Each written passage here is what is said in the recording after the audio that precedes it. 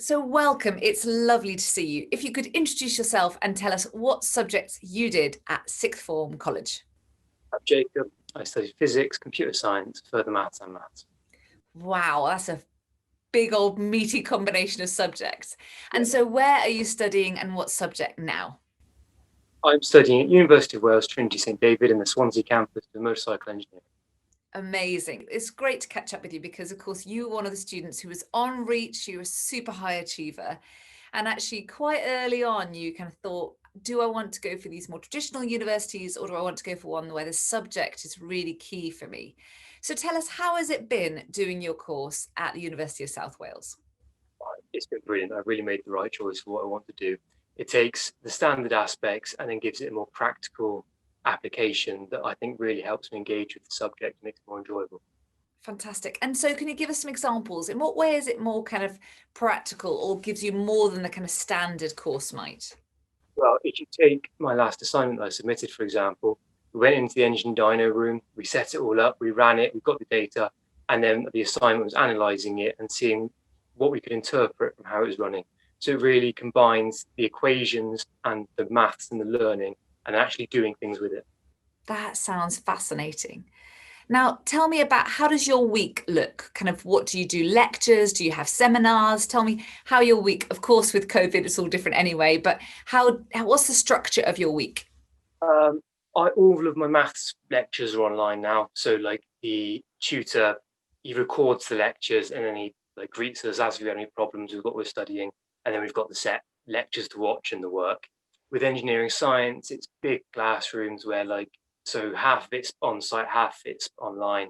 So we've got work to do and she sort of guides us through it in these big classrooms. That's the whole engineering department do those together. Then there are various specialized engineerings here. So we break off into smaller classes for those. So in my case, I've got a class of 12. We've got a tutor. We meet him weekly to make sure everything's okay and going good with our courses. And then, yeah, we have lectures with him in a small classroom environment, not unlike sixth form. And he goes through everything in 2 hour sessions. That is fantastic. That sounds like quite a bit of kind of contact time. How much contact time do you have in a week? About 6, 7 hours actual contact with COVID going on. It'll be more like 20 or so when all that's over. Wow, that's a huge amount. And that sounds like a fantastic course.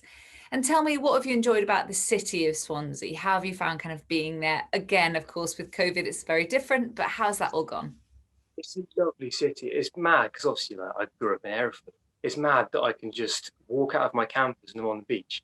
I can, if I've got a break, I can head to the Gower, one of the most gorgeous areas in the country. It's a lovely city to be in, and there's everything. It's like it's a nice city. You can get everything, but it doesn't feel too big. Fantastic. So it sounds like you've settled in really well. And so if you were looking back as to courses, where else did you apply and what kind of courses were you looking for? What was it you were looking for specifically? I always wanted to go into mechanical engineering, that sort of field. So I applied for Bristol University in mechanical engineering and automotive engineering in another couple of universities. So yeah, the options are very much mechanical and automotive engineering. And so what made you put Swansea as your first choice? Because it was the motorcycle aspect, because I've always loved motorcycles, I've enjoyed working on them. And then when I saw their facilities and everything they've got on site, anything you can dream of, you can make or design. It's brilliant. Fantastic. And then how about what if you were struggling? Let's imagine you weren't managing the maths or you weren't managing a course. Tell us about the support. Have you found it supportive or that you kind of have to get on with it on your own? No, it's absolutely brilliant in terms of support. If you have any issue, any tutor you can go to the head, you can go to a specific tutor. They're always available and they are really good and doing everything they can to support students.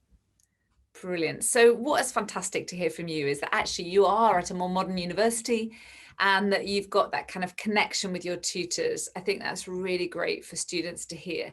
What advice would you give to people who are bright like you, who are considering all the different options? How would you suggest they go about looking for the right uni and the right course?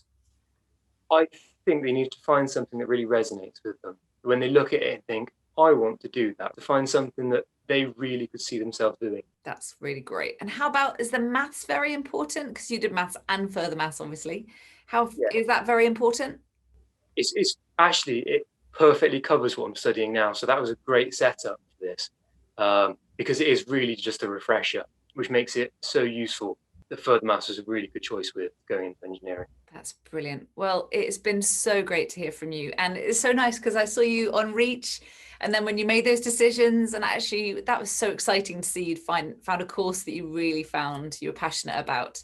And it's lovely to catch up with you now, and that's going so well. It sounds like your uni is super organized, particularly during the COVID time. So you seem to have really lucked out there. So thank you so much for chatting to us, Jacob. It's lovely to see you. Good to see you too.